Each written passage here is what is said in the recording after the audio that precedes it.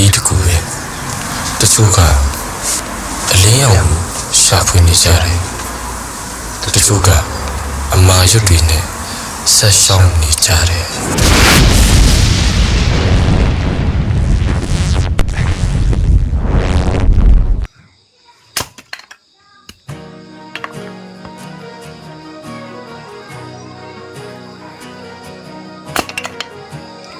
ဘွားကအမြဲမလွယ်ဘူးဒါပေမဲ့မလွတ်လပ်လို့မရဘူး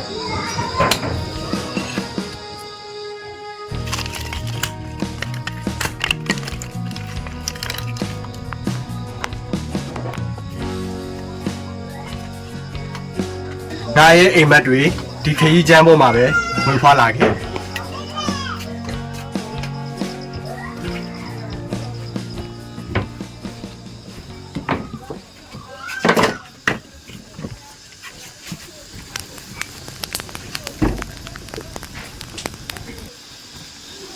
ချစ်ချင်းခွဲခွာခြင်းခံနိုင်ရည်အားလုံးဟာဘဝပဲ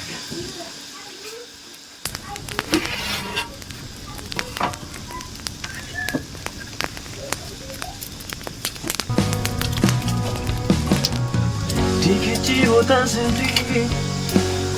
အိမ်ထဲလေးကိုကြော်ဖြတ်ပြီး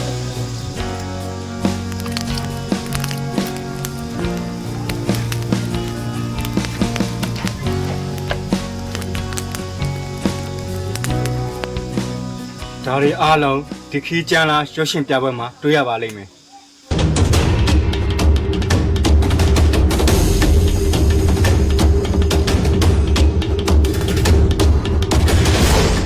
2026ခုနှစ်ဇန်နဝါရီလ18ရက်နေ့ တနင်္ဂနွေနေ့မိုးလယ်2 နာရီမှညနေ9 နာရီထိ ဆန်ဖရန်စစ္စကိုမှာကျွန်တော်တို့တွေ့ကြပါမယ်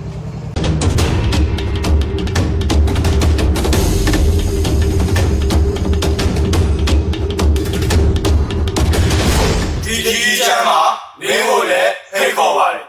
ရုပ်ရှင်ကားမှာခန္ဓာရဲ့တစ်ခုဖြစ်စေမဲ့ပြပွဲ